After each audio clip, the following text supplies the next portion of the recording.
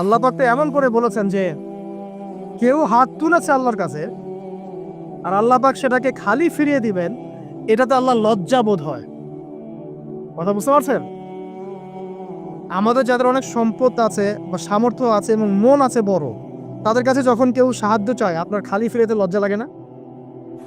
আপনার মনে হয় না যে চাইলো এত করে কিভাবে না করে ফিরাই? আছে না? এমন মানুষ আছে না? আসলে দান সৎকা করার জন্য সম্পদ লাগে না, দান সৎকা করার জন্য মন লাগে। কি লাগে? মন লাগে। দেখবেন অনেক কোটিয়াল আছে মানুষ, দান সৎকা করতে পারে না, জাকাতই তো দেয় না, দান সৎকা করবে কি? বাংলাদেশে যত কোটিপতিগুলো আছে সবার থেকে জাকাত নেওয়া শুরু করলে এদেশে কোনো দারিদ্রতা বলে কিছু থাকবে না, ইনশাআল্লাহ থাকবেই না, এটাই বাস্তব। কে উদ্ধার করবে সেই টাকা? ইমাম মাহাদি আসলে করবেন ইনশাআল্লাহ, ঈসা ইবনে মারিয়াম আসলে করবেন ইনশাআল্লাহ। তখন কে জাকাত না দিয়ে পার পায় তাই দেখা যাবে। একটা ব্যক্তি পাওয়া যাবে না জাকাত না দিয়ে পার পায়। অবশ্য তখন এমন একটা যুগ আসবে যে মানুষ জাকাতের টাকা নিয়ে ঘুরবে, কিন্তু নেওয়ার মতো মানুষ না, সবাই সচ্ছল। আল্লাহ পাক সে সুদিন ফিরে আনুক, আমিন। এটা বলছিলাম যে সৎকা করার জন্য মন লাগে, আপনার টাকা লাগে না। এখন আসেন, কেউ যদি আমাদের কাছে এভাবে চায় আমরা খালি ফিরাতে লজ্জাবোধ করি। আল্লাহ পাক বলছেন যে আমার কাছে যখন বান্দা কিছু চায় তার হাতটাকে আমি খালি ফিরাই দেবো, এটাতে আমি লজ্জাবোধ করি। দোয়া করলে কয়েকটা বিষয়ের একটা হবেই, হয় আপনি সাথে সাথে সেটা পাবেন, না হলে একটু দেরিতে পাবেন, না হলে আল্লাহ পাক সেটা জমা করে রাখবেন পরকালের জন্যে। পরকালে যখন আপনি দাঁড়াবেন আল্লাহর সামনে, আল্লাহ বলবেন দুনিয়াতে তুমি এই এই বিষয়গুলো চেয়েছিলে, আমি দুনিয়াতে দেই নাই, পরকালে তোমার জন্য সঞ্চিত রেখেছি, এখন না। তখন মানুষ কি বলবো জানেন? আমরা বলবো যে আল্লাহ দুনিয়াতে কিছুই যদি না পাইতাম, আজকেই সব দিতে, তাহলেই হবে। তো বেশি বেশি দোয়া করার অভ্যাস তৈরি করেন, বেশি বেশি দোয়া করেন। দোয়াই ইবাদত, আর দোয়া হল ইবাদত, দোয়াই ইবাদত। দোয়া করতে থাকেন, ইনশাআল্লাহ দেখবেন আল্লাহর সাথে আপনার সম্পর্ক গাঢ় হবে। যার সাথে আল্লাহর সম্পর্ক যত বেশি গাঢ় হবে, ইনশাআল্লাহ সে তত বেশি পরকালের বাসিন্দা হবে, দুনিয়ার বাসিন্দা কম হবে। আল্লাহ পাকে নূর এবং মারিফত সে অর্জন করতে পারবে ইনশাআল্লাহ তাআলা। এবারে আমরা কি করব? এবার মিনিমাম 2 রাকাত নামাজ পড়ার চেষ্টা করেন। রাতের সালাত 2 রাকাত করে আপনি 2, 4, 6, 8, 10, 12, 20 পড়তেই থাকতে পারেন, কোনো সমস্যা না। কিন্তু মিনিমাম 2 রাকাত নামাজ তাহাজ্জুদ আপনি পড়ার চেষ্টা করেন। পড়া যাবে না? আর নামাজটাকে তাড়াহুড়া করবেন না, কাইন্ডলি আল্লাহর ওয়াস্তে তাড়াহুড়া করবেন। রিল্যাক্সে কেরাত করেন, রুকুতে সময় দেন, সেজদায় সময় দেন, 2 সেজদার মাঝখানে সময় দেন, শেষ বৈঠকে দোয়াগুলো করেন, তারপর ধীরে স্থিরভাবে সালাম ফিরান, হাত তুলে দোয়া করেন, সময় দেন। কারণ আমি কি বলছি, সূরা জারিয়াতে 56 নম্বর আয়াতে আল্লাহ পাক বলেছেন দুনিয়াতে পাঠিয়েছি শুধু আল্লাহর ইবাদত করার জন্য। তো যে কারণে এসেছি এটাতে এত তাড়া কিসের? অনেক মসজিদে নামাজ পড়লে মনে হয় ইমাম সাহেবকে বলি যে আপনার কি পেশাব পায়খানার চাপ নিয়ে নামাজ পড়ান? এমন অনেক মসজিদে নামাজ পড়েছি, মনে হয় ইমাম সাহেবকে ডেকে একটু কানে কানে বলি যে ভাই আপনার কি পেশাব পায়খানার চাপ আছে? আর 4 রাকাত নামাজ 3 মিনিটে শেষ, 4 রাকাত নামাজ 4 মিনিটে শেষ, এত তাড়াহুড়ার কি আছে? হ্যাঁ, জামাতে নামাজ সংক্ষিপ্ত করতো, তাই বলে কি এত সংক্ষিপ্ত নাকি?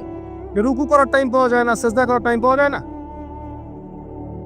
নামাজে ধীর স্থিরতা এবং হুজুটা খুব ইম্পর্টেন্ট। নামাজে কোথায় হাত বাঁধলেন এটা নিয়ে তর্ক না করে, নামাজের একাগ্রতা মনোযোগ কতটুকু আসছে এটা নিয়ে তর্ক করে।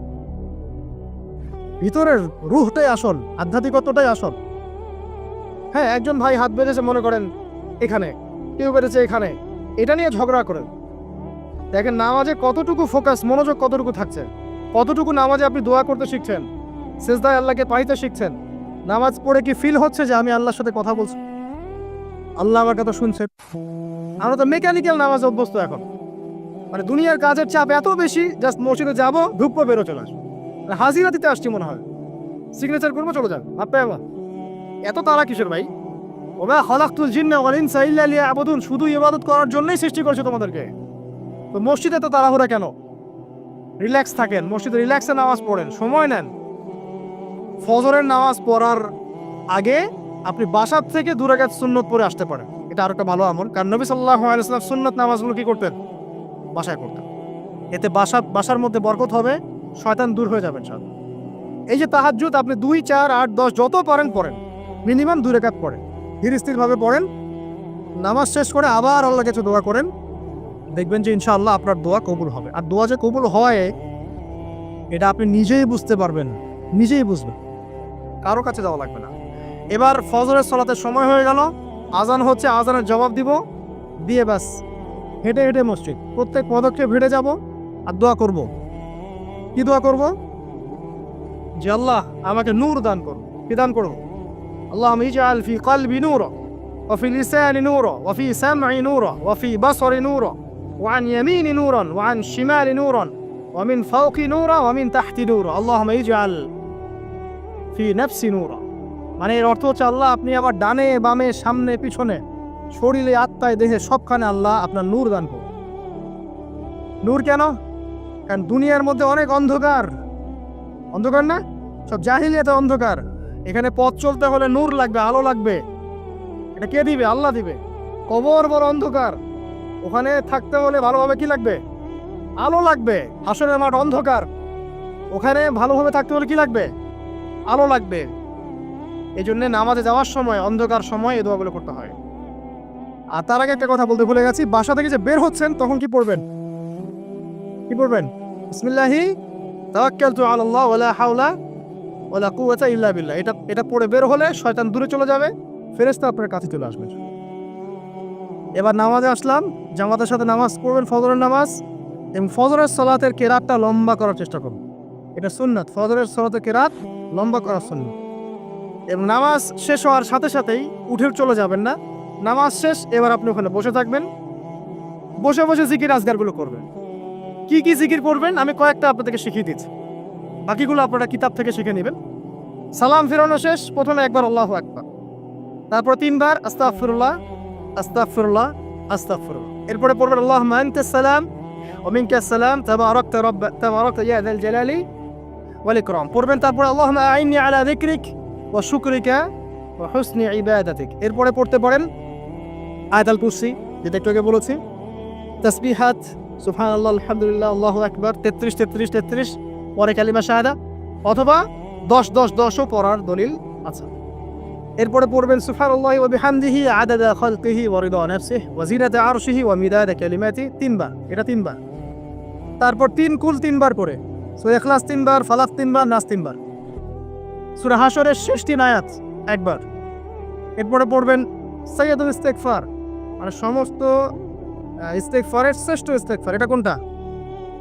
কোনটা?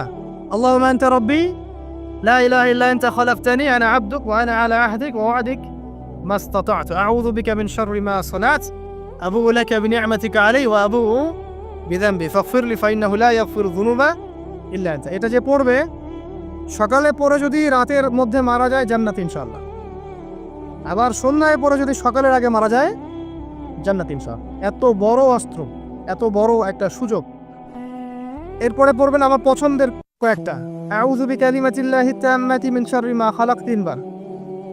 এটা যদি আপনি পড়েন আপনি দৃশ্য অদৃশ্যের ক্ষতি থেকে বেঁচে থাকবেন ইনশাআল্লাহ। দুষ্ট জিন শয়তান আপনার কোনো ক্ষতি করতে পারবেন ইনশাআল্লাহ। আর একটা খুবই শক্তিশালী দোয়া আছে, সেটা হলো বিসমিল্লাহিল্লাযী লা ইয়াদুররু মা ইসমিহি শাইউন ফিল আরদ ওয়ালা ফিস সামা ওয়া হুয়াস সামিউল আলিম 3 বার করে। এইটা যে পড়বে, এই যে জিন বলেন, ভূত বলেন, এই যে পেতনি বলেন, যেগুলো আমরা ভয় পাই, ঠিক আছে, চোখ লাগা বলেন, বদনজর বলেন, যা যা আছে, হিংসুকের হিংসা, কোনো কিছুই আপনার কোনো ক্ষতি করবে না এবং ইনশাআল্লাহ আপনি হঠাৎ মৃত্যুবরণ থেকে বেঁচে থাকবেন ইনশাআল্লাহ। হঠাৎ মৃত্যুবরণ, এটা কিন্তু সবার জন্য নিয়ামত না, এটা সবার জন্য নিয়ামত না। তারপরে আসেন, এরপর পড়বেন 10 বার লা ইলাহা ইল্লাল্লাহ ওয়াহদাহু লা শারীকা লাহু লাহুল মুলকু ওয়া লাহুল হামদ ওয়া হুয়া আলা কুল্লি শাইইন কাদির। এটা 10 বার পড়লেও হবে।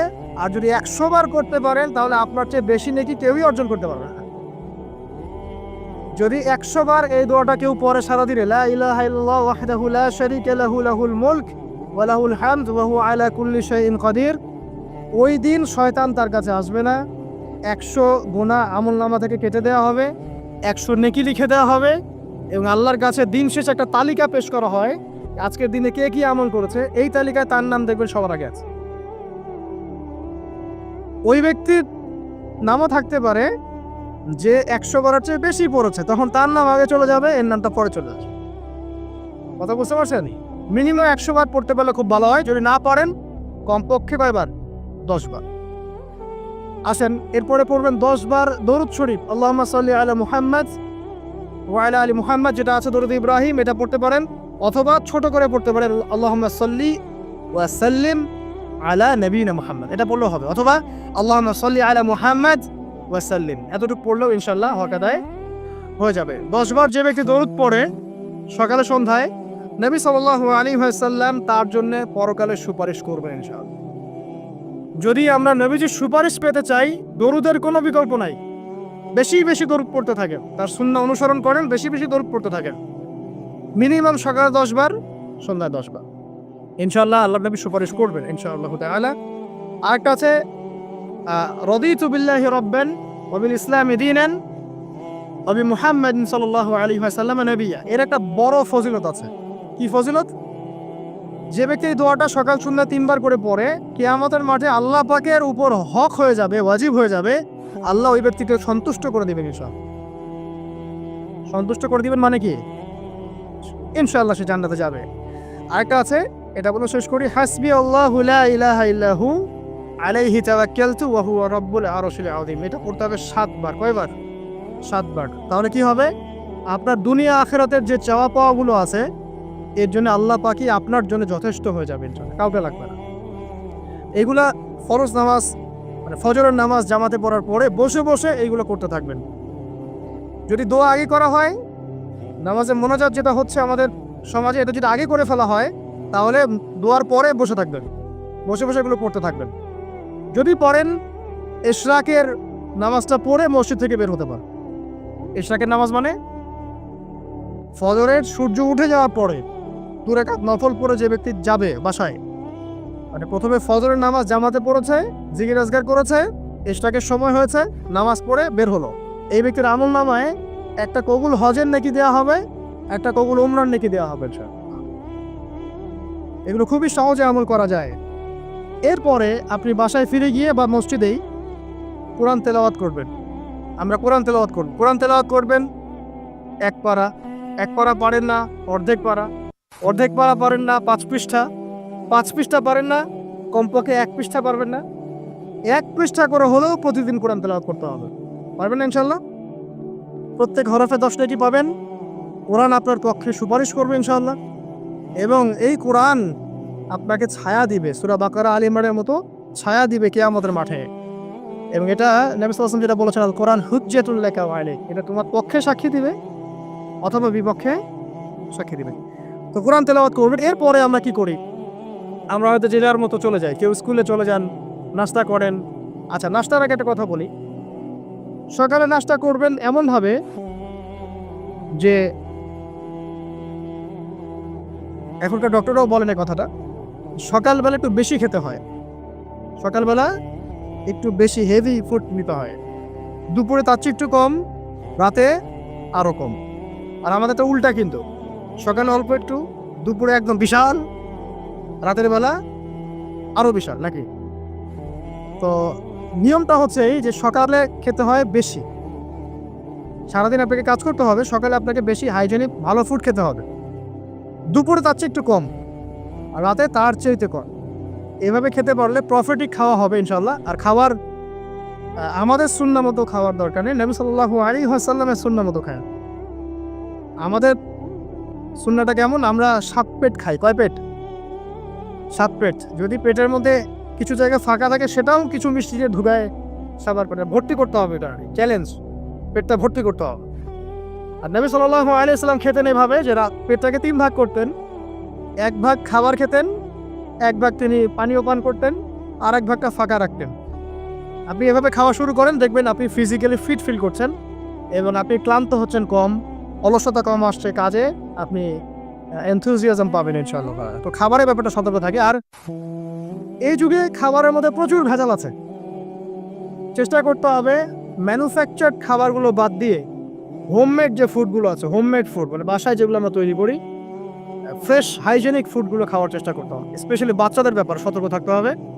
বাচ্চাদেরকে, তরুণদেরকে এমন কোনো খাবার খাওয়া যাবে না যে খাবারটা খেলে আপনি অসুস্থ হয়ে যান, আপনার স্ট্যামিনা কমে যায়, আপনি ফিজিক্যালি দুর্বল হয়ে পড়েন। এটা খুব খেয়াল রাখবেন। খাবার, এই যে আপনারা যে গ্রাম অঞ্চলে থাকেন, আপনারা সৌভাগ্যবান একদিক থেকে যে আপনারা ফ্রেশ খাবার উৎপন্ন করে খেতে পারেন। শেষ জামানায় খাবারের মধ্যে খুব ভেজাল আসবে, এটা বিভিন্ন হাদিস দিয়ে মেলানো যায়, আমি ওইদিকে যাচ্ছি না। কনক্লুশন বললাম, শেষ জামানায় খাবারে প্রচুর ভেজাল আসবে। তো এই ভেজালগুলো থেকে দূরে থাকতে হলে আমাদেরকে হাইজেনিক ফুডের দিকে ফোকাস করতে হবে এবং প্রোডাক্ট খাবার উৎপন্ন করে খেতে পারলে খুব বেশি ভালো হয়, না পারলে রুট লেভেল থেকে খাবার নিয়ে আসতে হবে। আর অ্যাটলিস্ট ম্যানুফ্যাকচার যে খাবারগুলো বাজারে ঘোরাফেরা করে এগুলো অ্যাভয়েড করতে হবে। দেখতে অনেক মুখরোচক লাগতে পারে, স্বাদ অনেক মজা হতে পারে, কিন্তু এগুলো শরীরের জন্য অনেক ক্ষতিকর। এতে করে আমাদের যুব সমাজ আস্তে আস্তে কিন্তু দুর্বল হয়ে যাচ্ছে।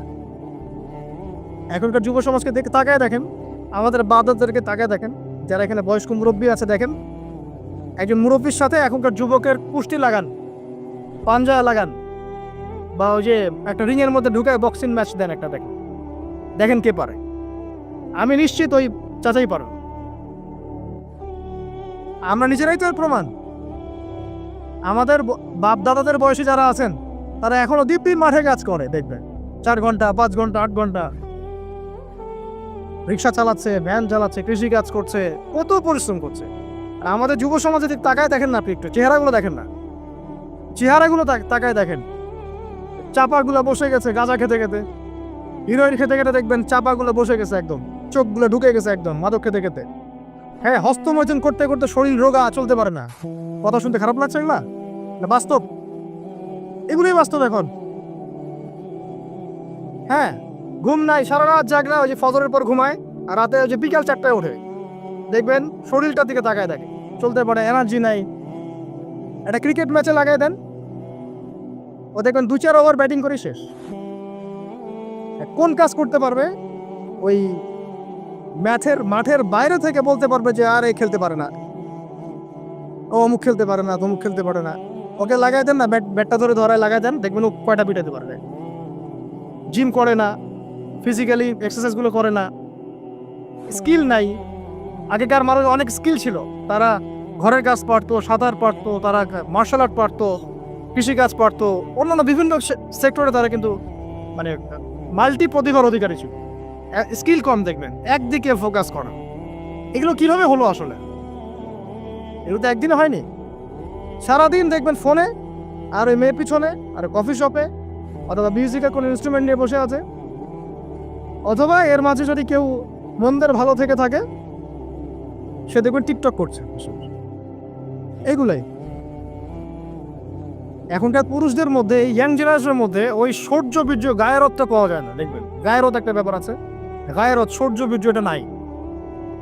এর অন্যতম একটা কারণ এটাও, এখানে খাদ্যাভ্যাসেরও একটা ব্যাপার আছে। ফিজিক্যালি তারা ফিট না।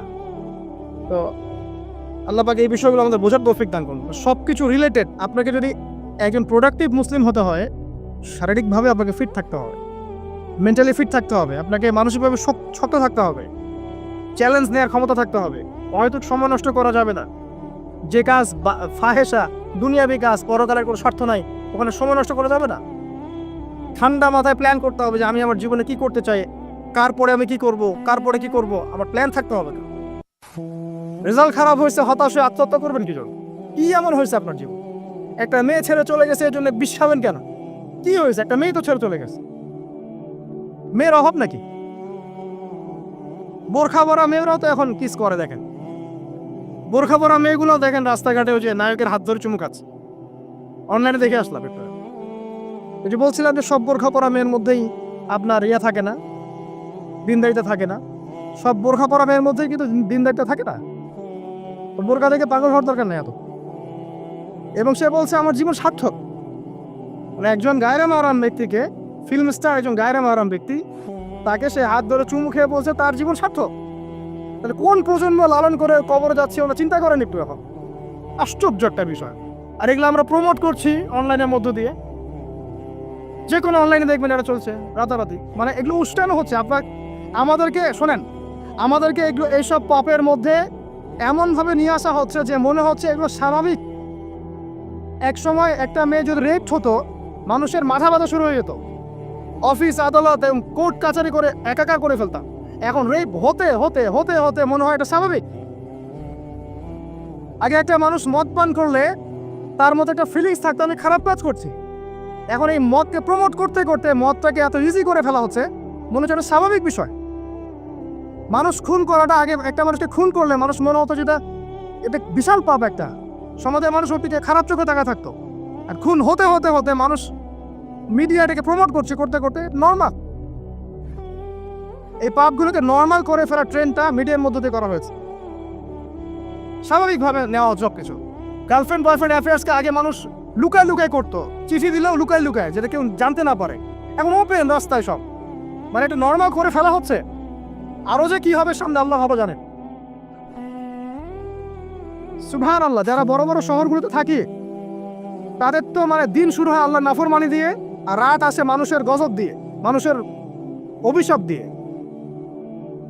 মেয়েরা আগে যদি বেপর্দায় চলতো লজ্জা করতো, একটা লজ্জাবোধ ছিল, যে একটা লজ্জা লাগতো যে না আমি খারাপ ভাবে চলছি, মানুষ আমাকে দেখছে কেমন লাগছে। এখন দেখবেন ও গেঞ্জি পরে হাঁটছে, কোনো ফিলিংস নাই, স্বাভাবিক, নর্মাল করে ফেলা হচ্ছে এগুলো সবকিছু। ছোট ছোট মেয়েগুলোকে পড়া হচ্ছে, ছোট ছোট বাচ্চা মেয়ে, দেখবেন কয়েকদিন পর এটাও স্বাভাবিক হয়ে যাবে। প্রতারণা, আগে মানুষ প্রতারণা করলে মানুষ মনে করতো যে আমাকে মানুষ প্রতারক মনে করতে পারে, একটা চক্ষু লজ্জা কাজ করতো। এখন সেই চক্ষু লজ্জা নাই, নর্মাল। ঘুষ নেওয়াটাকে মানুষ মনে করতো আগে যে কেউ জানতে পারলে হয়তো সমস্যা, নর্মাল, এখন নিতেই পারে, ঘুষটা হবে না তোমার জব। করাপশনে মানুষ গেলে মানুষ ভয় করতো, যদি যদি জেনে যায় আমার চাকরি থাকবে না। এখন নর্মাল, ও বড় করাপ্টেড, তার চেয়ে ছোটটা আরেকটু কম, তার চেয়ে ছোট আরেকটু কম, একটা চক্র সবকিছু। এভরিবডি ইনভলভ এগুলোর মধ্যে, টপ টু বটম সবাই ইনভলভ। এরকম সিচুয়েশনে আমরা কিভাবে দিন নিয়ে পালন করবো যদি সত্য না হই? সব চলে যাচ্ছে আজ থেকে, সব চলে যাচ্ছে। একটা সময় ছিল একজন মুসলিম ব্যক্তিকে অন্যায়ভাবে মেরে ফেলবে, একজন মুসলিম নারীকে অন্যায়ভাবে রেপ করবে, মানুষ চিন্তাই করতে পারত। একজন মুসলিম নারীর সম্ভ্রম বাঁচানোর জন্য এই ভারতবর্ষে সশস্ত্র যুদ্ধ হয়েছে বিন কাসিমের নেতৃত্বে, একটা মেয়ের ইজ্জত বাঁচানোর ইস্যুকে কেন্দ্র করে। এখন লক্ষ লক্ষ মুসলিম মেয়ের ইজ্জত নষ্ট করা হচ্ছে, কারো কোনো ফিলিংস নাই, স্বাভাবিক। একটা রাষ্ট্রদূতকে হত্যা করেছিল তাবুক যুদ্ধের সময়, নবী সাল্লাল্লাহু আলাইহি ওয়াসাল্লাম 30,000 সৈন্য নিয়ে ধাওয়া করেছিলেন। এত বড় সাহস, আমার রাষ্ট্রদূতকে হত্যা করো? এখন সারা বিশ্বে লক্ষ লক্ষ মুসলিম হত্যা করা হচ্ছে, কারো কোনো ফিলিংস নাই। মানে আমি বুঝাতে যাচ্ছি আপনাদেরকে, সব কিছুকে নর্মাল করে ফেলা হয়েছে। কয়দিন পর দেখবেন ছেলে নর্মালি বিয়ে করে ফেলবে। দেখেন এখন একটু চক্ষু লজ্জায় কাজ করে যে আমি সমকামী, মানুষ কি মনে করবে।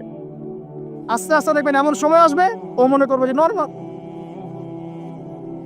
সব কিছুকে এই মিডিয়ার মধ্যে দিয়ে নর্মাল করা হচ্ছে। এইসব মিডিয়াগুলো ইউজ করা থেকেও দূরে থাকা উচিত। আল্লাহ পাক আমাদেরকে হেফাজত করুন। আমি আসুন, ফজরের সালাতের কথা বলছিলাম, আমি অনেক দূরে চলে গেছি। জাস্ট পড়েন, ফজরের নামাজ পড়েন, সময়টা কাজে লাগা। আমি বলছি সময়গুলোকে কাজে লাগান। ফজরের পর খাওয়া দাওয়া করবেন, রাসূলের সুন্নাহ মতো খান, ইবাদত হবে ইনশাআল্লাহ। এরপরে আপনি কিছুটা সময় এক্সারসাইজ করেন, খেলেন, মাঠে গিয়ে খেলেন, কোনো সমস্যা নাই। ওই টিকটক চালানোর চাইতে, ফোন দেখার চাইতে মাঠে গিয়ে খেলেন। মাঠে ফুটবল খেলেন আধা ঘন্টা, বা ক্রিকেট খেলেন, বা এমন কোনো খেলা খেলেন যে খেলাটাতে আপনার শারীরিক কসরত হচ্ছে, তাও খেলেন। অথবা এগুলোতে সুযোগ না থাকলে আপনি চলে যান জিমে গিয়ে জিম করেন, ফিজিক্যালি কাজ করেন। অথবা মাঠে গিয়ে আপনার বাবাকে সাহায্য করেন, আপনার বাবা যে গেছে মাঠে তাকে সাহায্য করেন। আল্লাহ পাক আমাদেরকে তৌফিক এনায়েত করুন, আমিন। ফিজিক্যালি ফিট থাকার চেষ্টা করা হোক। এরপরে আসেন, সকাল 10টার দিকে যখন চলে আসবো আমরা, তখন আমরা চেষ্টা করবো 2 রাকাত চাশতের নামাজ পড়ার জন্য, বা সালাত দুহা যেটাকে বলা হয়। সালাত দুহা যে ব্যক্তি পড়বে তার রিজিক আল্লাহর পক্ষ থেকে বরকত নেমে আসবে ইনশাআল্লাহ। এরপর কি করবেন? এরপর আমরা হয় কেউ যাব স্কুলে, কেউ কলেজে, কেউ হয়তো অফিসে, কেউ ব্যবসায়, আর আমরা এখন সবাই আমাদের এক কর্মক্ষেত্রে যাব। যারা শিক্ষাক্ষেত্রে যাব স্টুডেন্ট হিসেবে, তারা চেষ্টা করব কি, আমরা চেষ্টা করব যে আমরা যে জ্ঞানটা অর্জন করছি এই জ্ঞানটাকে যেন ইসলামের কল্যাণে কাজে লাগাতে পারে। আপনি জেনারেল লাইনেই পড়েন আর মাদ্রাসা লাইনেই পড়েন, একই নাসিহাত। আর যারা মাদ্রাসা লাইনে পড়বেন, সকালবেলা উঠে মাদ্রাসায় যাবেন, তারা নিঃসন্দেহে আল্লাহর বাছাইকৃত বান্দা, সৌভাগ্যবান বান্দা। তাদের উচিত হবে না দিনের জ্ঞানটাকে দুনিয়ার জন্য ব্যয় করা। তাদের উপর বেশি দায়িত্ব পড়তে হবে যে তারা যেন দিনের জ্ঞানটাকে দিয়ে আল্লাহর জমিনে দিনটার প্রচার এবং প্রসার ঘটায়। আল্লাহ পাক তাদেরকে কবুল করুন, আমরা দোয়া করি। তো পড়াশোনা করতে যারা যাব আমরা এই চিন্তা করে যাব যারা পড়াতে যাব তারাও চিন্তা করব যে এমন কিছু শেখাবো যেটা শিখলে আমার স্টুডেন্টের পরকালটা টিকবে, দুনিয়াতেও কল্যাণ হবে, পরকালটাও টিকবে ইনশাল্লাহ। জেনারেল নলেজগুলো খুব ইম্পর্টেন্ট। ইসলামিক নলেজগুলোর সাথে সাথে আমাদেরকে অবশ্যই ইংরেজি বলেন, সায়েন্স বলেন, এই যে আপনার ম্যাথামেটিক্স বলেন, পলিটিক্যাল সায়েন্স বলেন, জিও পলিটিক্স বলেন, ইকোনমিক্স বলেন, মেডিকেল সায়েন্স বলেন বা ইঞ্জিনিয়ারিং বলেন, এগুলো পড়তে হবে, জানতে হবে। না জানলে আমরা কি করব? আমরা কিন্তু বহির্বিশ্ব থেকে ছিটকায় চলে আসবো, আমরা কিন্তু ওদেরকে চ্যালেঞ্জ করতে পারবো না। তো এই জন্য কোরআন সুন্নাহর জ্ঞানের সাথে এই জ্ঞানগুলোও লাগবে। অতএব যে যেখানে পড়াশোনা করছেন অনেস্টির সাথে পড়াশোনা করেন, আপনার জ্ঞানটাকে ইসলামের কল্যাণে কাজে লাগানোর চেষ্টা করবেন। এটা গেল এডুকেশন সেক্টর। যারা আমরা ব্যবসায় যাব, রাতে তাহাজ্জুদ পড়েছি, ফজর জামাতে পড়েছি, ইশরাক পড়েছি, এখন কি ব্যবসায় দিয়ে মাপে কম দিব? ওখানে ইবাদত নাই, ওখানে ব্যবসায় মাপে কম দেওয়া যাবে না। ওখানে কি আমি মাল মজুত করব? ওখানে কি আমি মালের মধ্যে পণ্যে ভেজাল দিব, মিশাবো? একজন সৎ এবং অনেস্ট ব্যবসায়ী, নবীজি বলছেন সাল্লাল্লাহু আলাইহি ওয়াসাল্লাম, একজন সৎ এবং অনেস্ট ব্যবসায়ী কিয়ামতের মাঠে নবীদের সাথে থাকবে ইনশাআল্লাহ। আর যারা মাপে ভেজাল দিবে, অন্যে ভেজাল দিবে, অন্যকে ঠকাবে, নবীজি বলছেন মান ওয়াশানা ফালাইসা মিন্না, যে ব্যক্তি মানুষের সাথে ধোঁকাবাজি করে, প্রতারণা করে, মাপে কম দেয়, ঠকায়, মজুত করে, জনগণকে কষ্ট দেয়, গভর্নমেন্টকে চাপে ফেলে, এরা আমাদের উম্মতের অন্তর্ভুক্ত। ওদের ব্যবসা করলেই যে পার পেয়ে যাবে এমন নয়।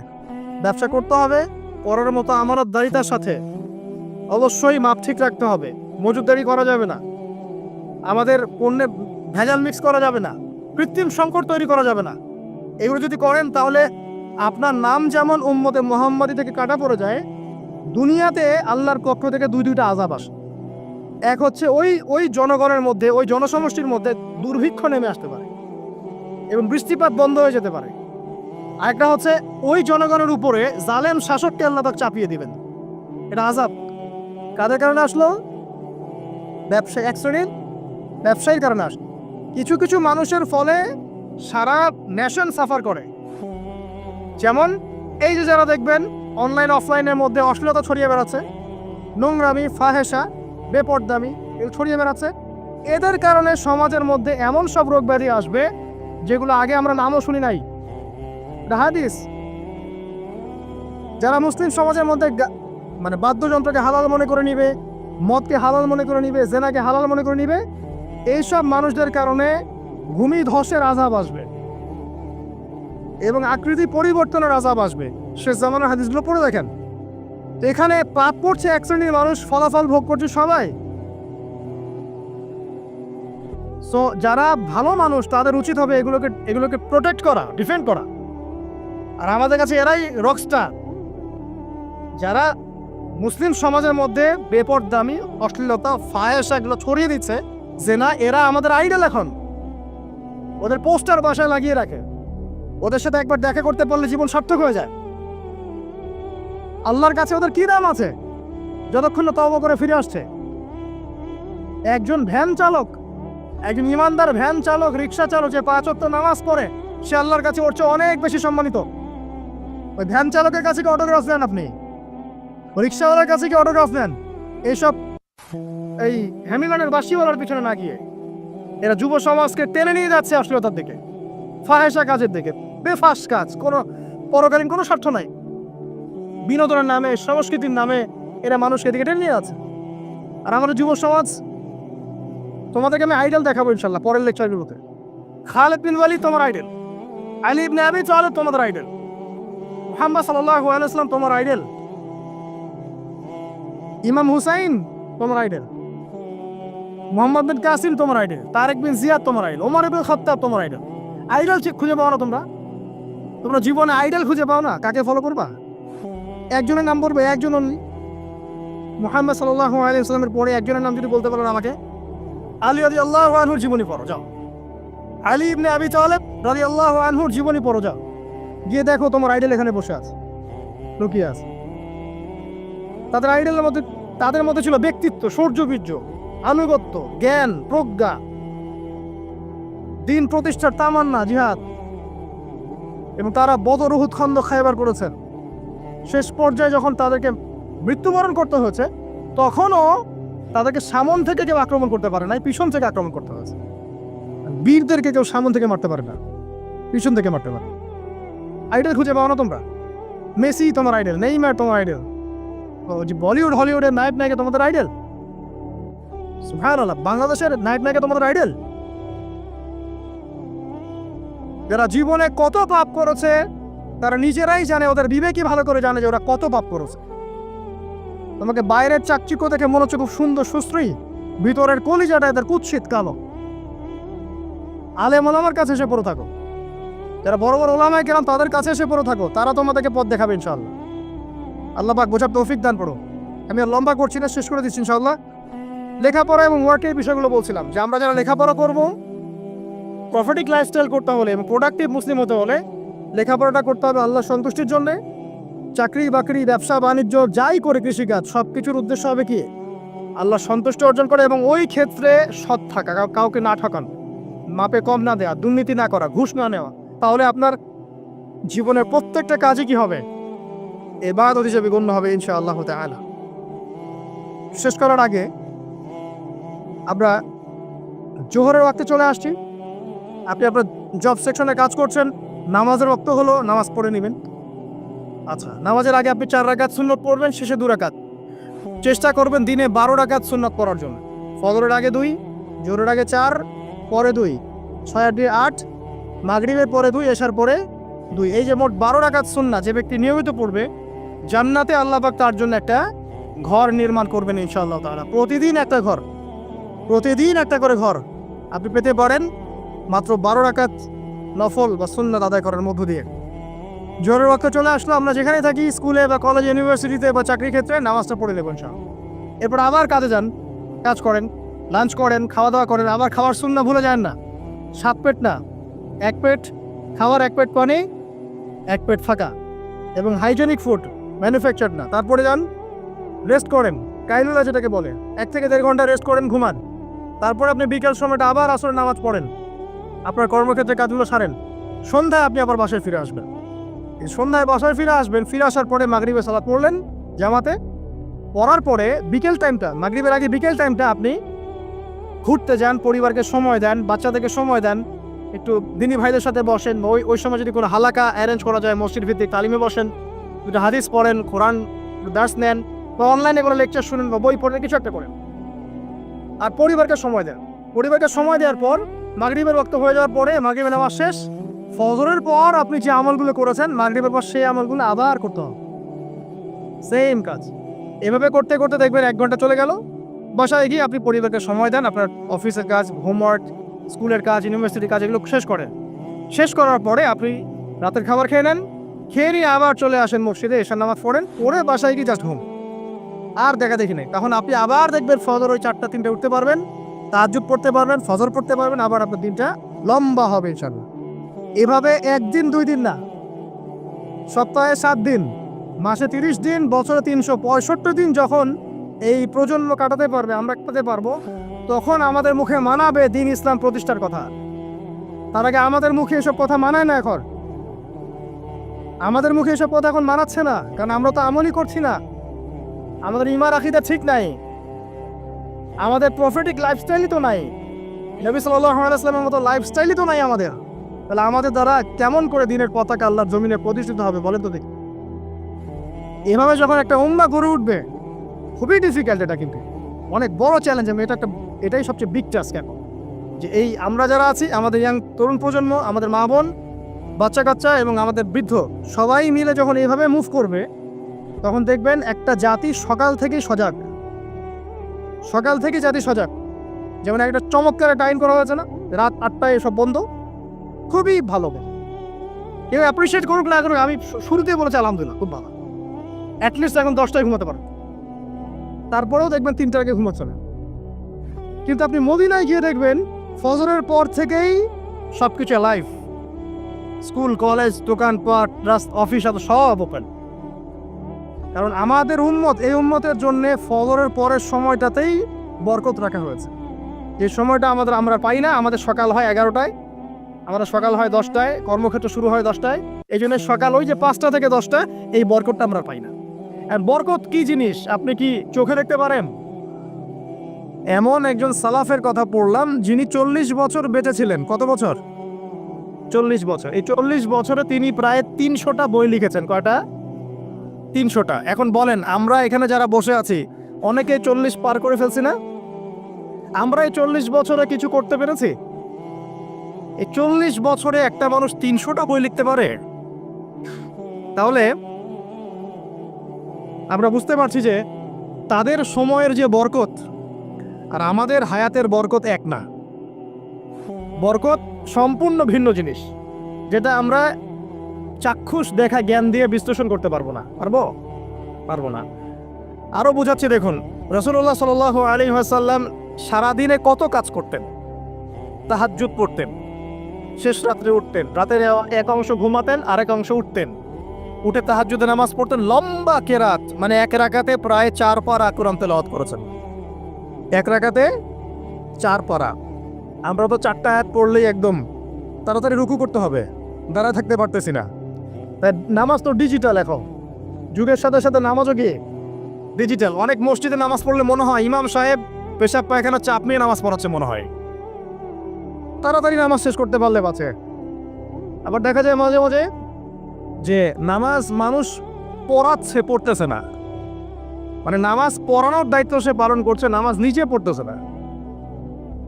তো এই ডিজিটাল নামাজ না। নবী সাল্লাল্লাহু আলাইহি ওয়াসাল্লাম এক রাকাতে 4 পারা কোরআন তেলাওয়াত করেছেন, প্রায় 4.5 পারা তাহাজ্জুদের নামাজে।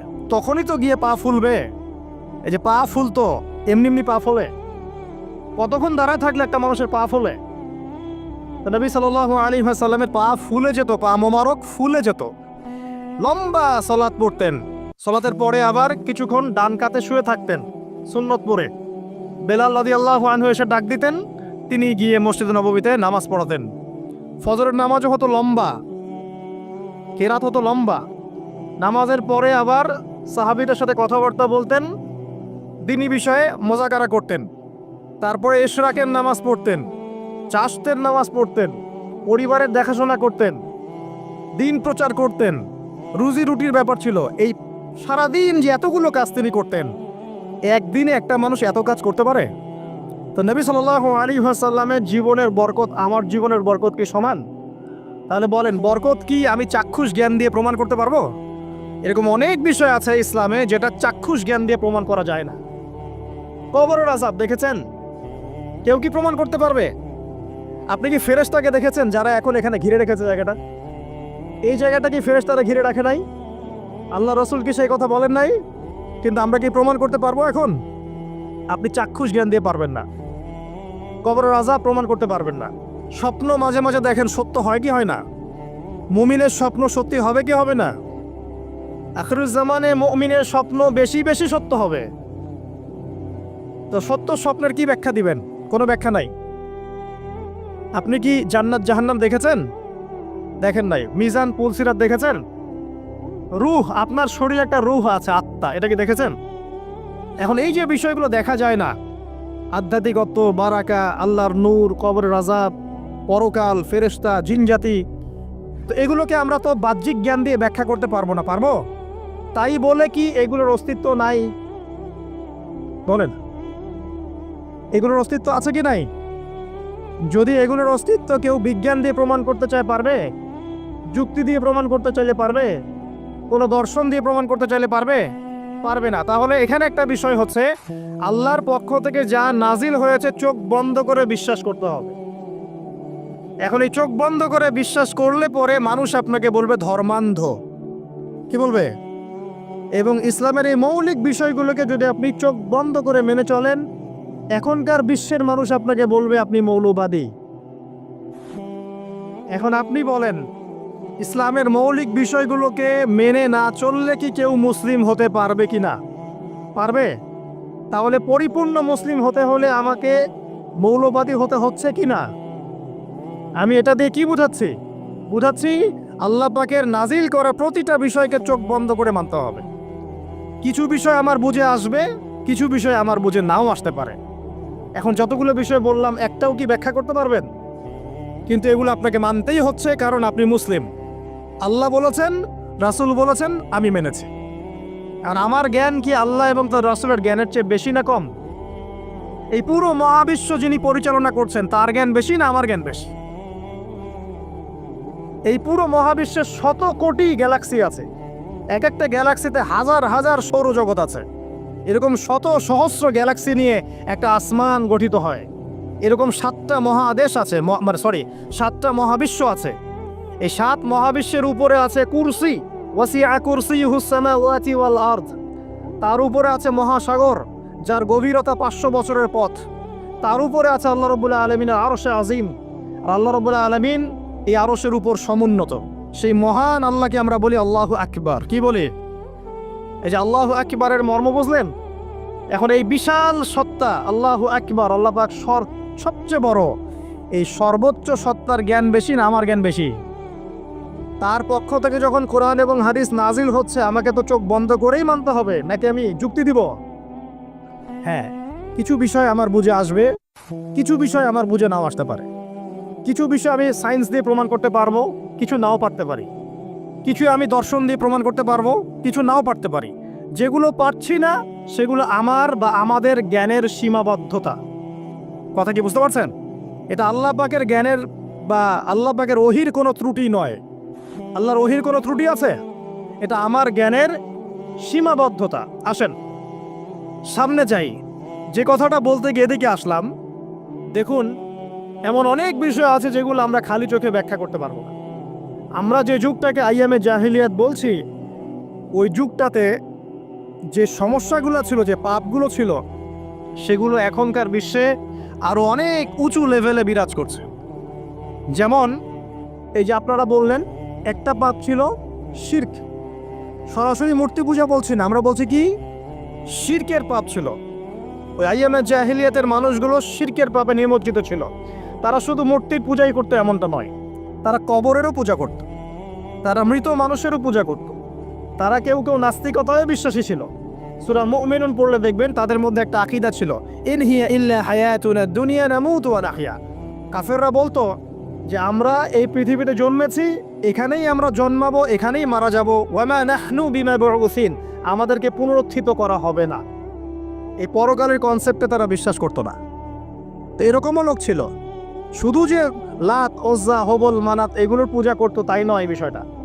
এখানে কবর পূজাও ছিল, এখানে আপনার মৃত মানুষের পূজাও ছিল, এখানে গাছপালা, চন্দ্র, সূর্য, নক্ষত্রের পূজাও ছিল, আবার নাস্তিকতাও ছিল। এক কথায় আইয়ামে জাহিলিয়াতের সবচেয়ে বড় পাপ ছিল শিরক। কথা কি বুঝতে পারছেন ভাই? আচ্ছা, না বুঝলে বলবেন, শেষে গিয়ে প্রশ্ন করবেন ইনশাল্লাহ, সমস্যা নেই। তাহলে প্রথম যে পাপটার কথা বললাম সেটা কি? শিরক। এখন একটু এই 1400 বছর পরে চলে আসেন। চলে এসে দেখেন এখনকার সমাজের দিকে তাকান, এখনকার মুসলিম রাষ্ট্রগুলোর দিকে তাকান, আর পুরো বিশ্বের দিকে তাকান। সবচেয়ে বড় সমস্যাটা কি বলেন? সবচেয়ে বড় সমস্যা কি শিরক নয়? আচ্ছা, মুসলিমরা কি এখন অনেকেই কবর পূজা করে না? মুসলিমদের মধ্যে অনেকেই দেখবেন যে মৃত মানুষের কাছে চাচ্ছে না, মৃত মানুষের কাছে সন্তান প্রার্থনা করে না, ওই যে ওখানে গিয়ে নজর মান্নত করছে না যে মৃত মানুষকে সন্তুষ্ট করলে আমার ভালো হবে, না হলে আমার কোনো ক্ষতি হয়ে যাবে, এটা মানুষ করছে না। মুসলিমদের মধ্যে বহু মানুষ আল্লাহর হালালকে হারাম করছে না, আল্লাহর হারামকে হালাল করে নিচ্ছে না, এটাও কিন্তু শিরক। আপনি কি জানেন যে আল্লাহর হালালকে হারাম করলে শিরক হয়? আল্লাহর হারামকে হালাল করলে শিরক হয়? সুদ হালাল না হারাম? না, সুদ তো ফরজ। সুদ হালাল না হারাম? সুদ তো এখনকার বিশ্বে ফরজ। সুদ ছাড়া এই বিশ্ব চলবে না। আপনি ঠিক বলছেন, কিন্তু সুদ ছাড়া এই বিশ্ব চলে না। যে কোনো কিছু করতে গেলে সুদ লাগবে। তো এখন যে সবাই এটাকে হালাল করে নিচ্ছে, এটা কি হচ্ছে? আল্লাহর হারামকে মানুষ হালাল করছে না? আচ্ছা বলেন, মদ হারাম না হালাল? বলেন। মদ তো ওয়াজিব নাকি? যুব সমাজে তো মদ না খেলে চলেই না। মদ খায় না এমন যুব সমাজের সংখ্যা বেশি, না খায় তার সংখ্যা বেশি? কয়টা ছেলে আছে স্মোক করে না? বলেন, কয়টা ছেলে দেখাতে পারবেন যারা স্মোক করে না? এখানে কারা কারা স্মোক করেন না? মাশাআল্লাহ, আলহামদুলিল্লাহ, মাশাআল্লাহ। হাত নামান, হাত নামান, হাত নামান। আল্লাহ পাক আপনাদের রক্তে এবং মাংসে বরকত দান করুন, দোয়া করি। যদি আপনি কোনো কমিউনিটির মধ্যে দেখাতে পারেন যে তারা মাদক থেকে দূরে আছে, তারা শুধুমাত্র ইসলামিক কমিউনিটি, অন্য কোনো কমিউনিটি না। যদি আপনি মাদক মুক্ত কোনো ক্যাম্পাস দেখাতে পারেন, সেটা হবে মাদ্রাসা। যদি পর্ন মুক্ত ক্যাম্পাস দেখাতে পারেন, দেখাতে হবে মাদ্রাসাকে। এখানে বিষয়টা হচ্ছে, যারা ইসলাম প্র্যাকটিস করে, কোরআন এবং সুন্নাহর বুঝ যাদের মধ্যে আছে, যাদের মধ্যে আল্লাহর ভয় আছে, এরা কখনো সুদ খাবে? এরা কি মদ খাইতে পারবে? পারবে না। ইনশাল্লাহ আপনারা কি জেনা করতে পারবেন? আল্লাহ পাক আপনাদেরকে ঈমান আমলের উপর অটুট রাখুন, আমিন। যে কথাটা বলছি, কেউ যদি আল্লাহর হালালকে হারাম করে নেয়, আর কেউ যদি আল্লাহর হারামকে হালাল করে ফেলে, এটাকে কিন্তু শিরক বলা হয়। এই বিশ্বে কি এই সমস্যা নাই? বুঝেন না এই সমস্যা আছে কি নাই? আছে। সামনে আগান। এই বিশ্বের শিক্ষা ক্ষেত্রগুলো দেখবেন, এই শিক্ষা ক্ষেত্রগুলোর মধ্যে নাস্তিকতার শিক্ষা বাড়ছে না কমছে? বাড়ছে। এই বিশ্বের অর্থনীতি দেখবেন, অর্থনীতির মধ্যে শিরক বাড়ছে না কমছে? এখানে আপনাকে সুদ নিতে হচ্ছে, এখানে আপনাকে আল্লাহর নাজিলকৃত ইকোনমি বাদ দিয়ে পশ্চিমাদের নাজিলকৃত ইকোনমি বহন করতে হচ্ছে।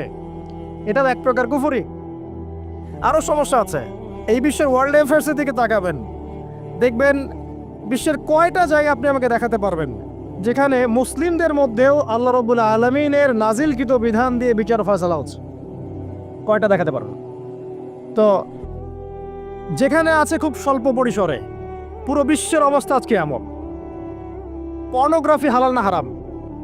পশ্চিমা সংস্কৃতির মধ্য দিয়ে এটা সারা বিশ্বে ছড়িয়ে দেওয়া হয়েছে। মানুষ এখন এটাকে available part of our life এটা মনে করছে, common part of our life. পর্দা হালাল না হারাম? বলেন, পর্দা না করাটা হারাম না হালাল? আচ্ছা, এখন দেখেন, মিডিয়া বলেন, প্রিন্ট মিডিয়া বলেন, ইলেকট্রনিক মিডিয়া বলেন, বিভিন্ন প্রযুক্তিগত উন্নয়নের মধ্য দিয়ে নগ্নতাকে প্রমোট করা হচ্ছে কি হচ্ছে না? বলেন, হচ্ছে কি হচ্ছে না? এখন কি কাপড় খোলার দিকে মানুষ বেশি আগ্রহী না পরার দিকে? দেখবেন ইসলামের বুঝ যাদের মধ্যে নাই, এরা কাপড় খুলতে যাচ্ছে এখন। আর আমি আপনাদেরকে বলি, আগের লেকচারগুলোতে বলেছি, এই পুরো মহাবিশ্বে আমাদের বাবা আর মা আদম এবং হাওয়া আলাইহিমুস সালাম, তাদের গা থেকে পোশাকটা খুলে ফেলেছিল কে জানেন? কে? ইবলিস। যখনই তারা গাছের কাছে গেলেন, তখন কি হলো? ফালাম্মা যাকা শাজারা বাদাত লাহুমা সাওয়াতিহিমা।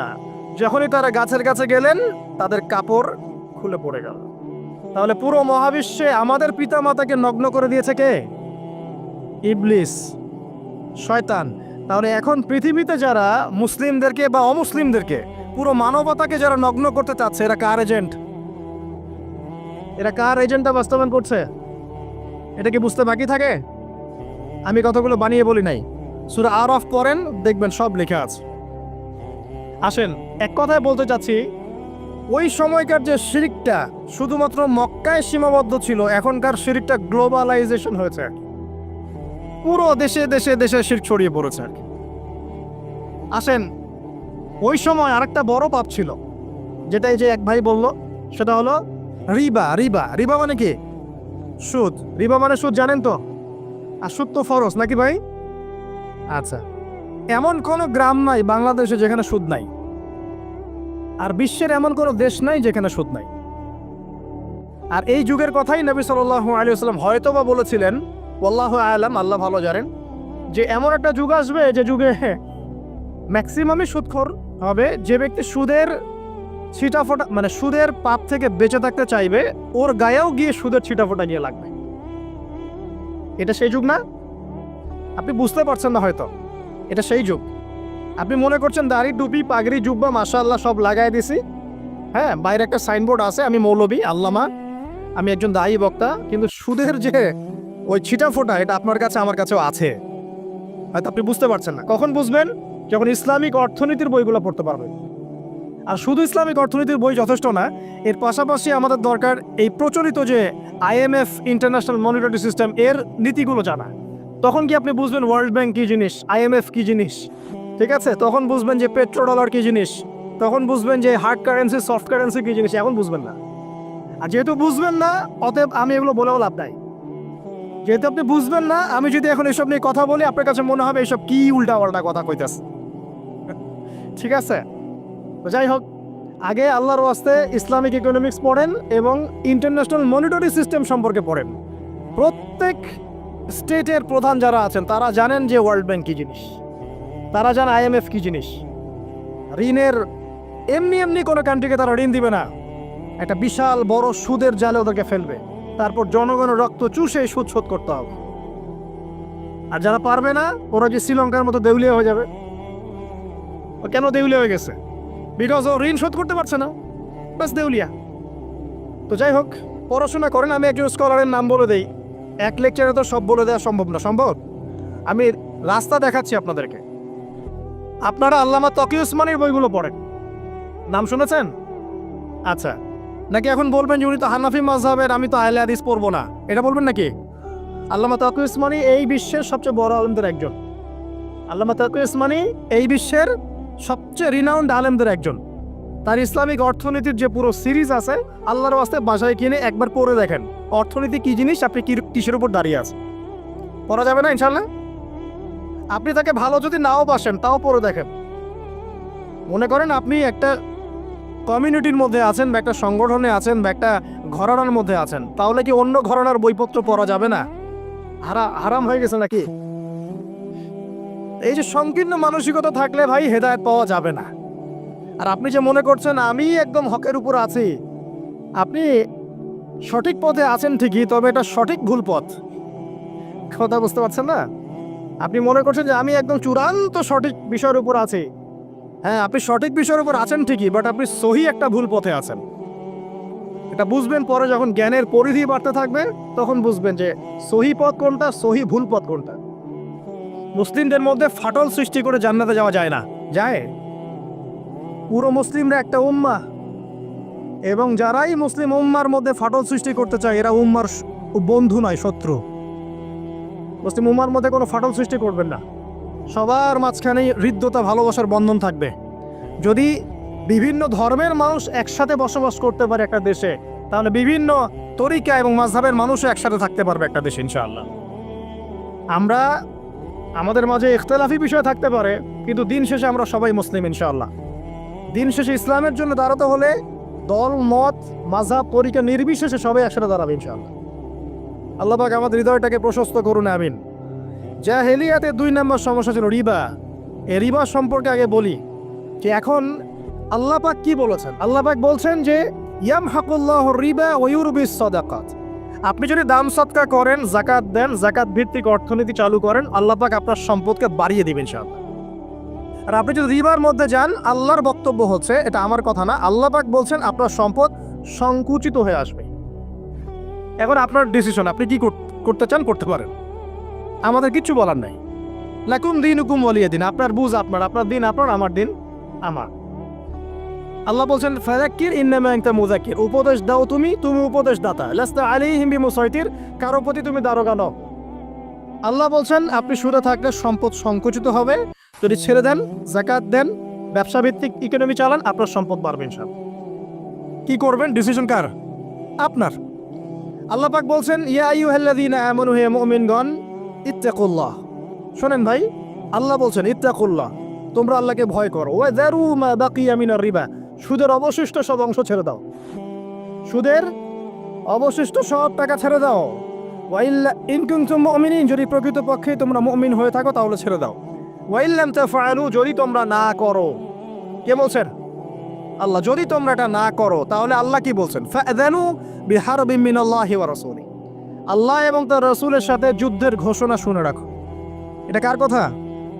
এখন আপনি যদি চান আল্লাহর পক্ষে যুদ্ধ করতে পারেন, আপনি চাইলে আল্লাহ এবং তার রাসূলের বিপক্ষেও যুদ্ধ করতে পারেন। আপনাকে কি বাধা দিবে?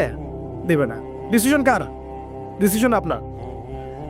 নবী সাল্লাল্লাহু আলাইহি ওয়াসাল্লাম আরো বলেছেন যে, আপনারা জানেন হাদিসটা, নতুন কোন হাদিস বলছি না, আপনারা জানেন, প্রত্যেক আলেম জানেন, প্রত্যেক মাযহাবের ইমাম জানেন।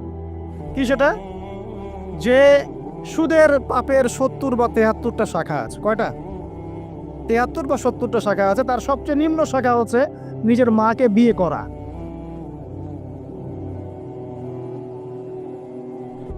দেখলেন আমাদের অন্তরে কি কথাটা আঘাত করলো? আপনি কি আপনার মায়ের সাথে, নাউযুবিল্লাহ, আপনি কি আপনার মাকে বিয়ে করতে পারবেন? এটা কি কোনো ব্যক্তির পক্ষে সম্ভব? কিন্তু নবী সাল্লাল্লাহু আলাইহি ওয়াসাল্লাম বলছেন 73 শাখার সবচেয়ে নিম্ন শাখা হচ্ছে সেই ব্যক্তি যেন তার মাকে বিয়ে করলো।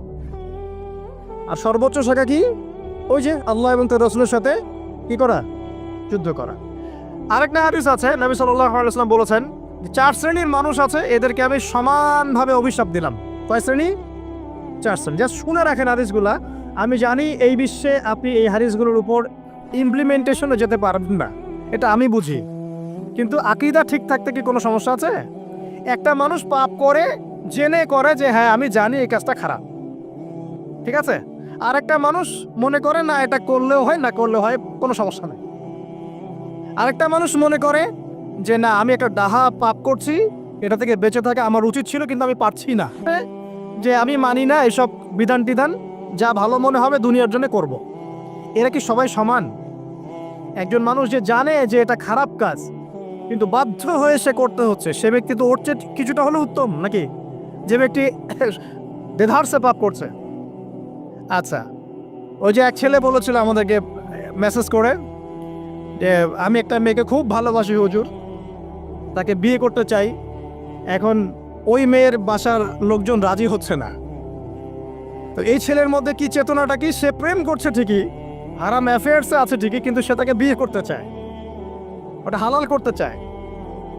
আর এক ছেলে মেসেজ করছে, সে বলছে যে আমি এরকম জেনায় লিপ্ত ছিলাম, এখন আমি কি করব? আমি কি ওগুলো ছেড়ে দিয়ে ফিরে আসব, নাকি আমি ওই মেয়ের সাথেই যেন অব্যাহত রাখবো? এই দুই ব্যক্তি কি সমান? সমান না। এটাই বোঝাচ্ছি আপনাদেরকে। দেখুন, 4 শ্রেণীর মানুষের কথা নবীজি বলেছেন। এক শ্রেণী হচ্ছে সেই ব্যক্তি যে নিজে সুদ খায়। কারা কারা খাই? এবার হাত উঠান, কারা কারা খান? আলহামদুলিল্লাহ। দ্বিতীয় শ্রেণী যারা খায় না কিন্তু মানুষকে দেয়। এবার দেন কারা কারা? আচ্ছা। 3 নাম্বার, খায়ও না দেয়ও না, খায়ও না দেয়ও না, সাক্ষী থাকে। সাক্ষী আছেন কারা কারা? সাক্ষী অনেক জনে আছে। আচ্ছা, মাশাআল্লাহ, লা ইলাহা ইল্লাল্লাহ। 4 নাম্বার, খায়ও না দেয়ও না, সাক্ষীও থাকে না, লিখে রাখে। এবার লেখেন কারা কারা? এইবার তো মুশকিল। এখানে তো অনেক বিসিএস ক্যাডার আছেন মনে হয়, এবং অনেক এমন এমন সেকশনে জব করছেন যেখানে লিখতে হচ্ছে নাকি। তো এই 4 শ্রেণীর মানুষকে নবী সাল্লাল্লাহু আলাইহি ওয়াসাল্লাম কি করেছেন ভাই, আমি শোনাই আপনাকে খালি। আল্লাহ নবী বলেছেন যে আমি 4 শ্রেণীর মানুষকে সমানভাবে অভিশাপ দিয়ে গেলাম, এতটুকু বলেছেন। এবার আপনি যদি মনে করেন যে নবী সাল্লাল্লাহু আলাইহি ওয়াসাল্লামের অভিশাপ কাঁধে নিয়ে আমার আমলগুলো কবুল হচ্ছে, বা আমি কবরে অ্যান্সার দিতে পারবো প্রশ্নোত্তর, আমি মিজান, এই মিজানের দাড়ি পাল্লা আমার নেকির পাল্লা ভারী হবে, বা আমি রাসূল সাল্লাল্লাহু আলাইহি ওয়াসাল্লামের সুপারিশ পাবো, হ্যাঁ, বা আমি রাসূলের সাথে জান্নাতে থাকতে পারবো, আমি বলবো এই চিন্তাটা হবে একটা অলিক প্রসূত কল্পনা, আর কিছু না।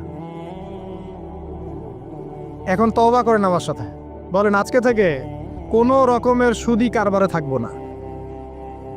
তওবা করেন, বলেন আস্তাগফিরুল্লাহ আল্লাযী লা ইলাহা ইল্লা হুয়াল হাইয়ুল কাইয়্যুম ওয়া আতুবু ইলাইহি। তওবা করলেন তো?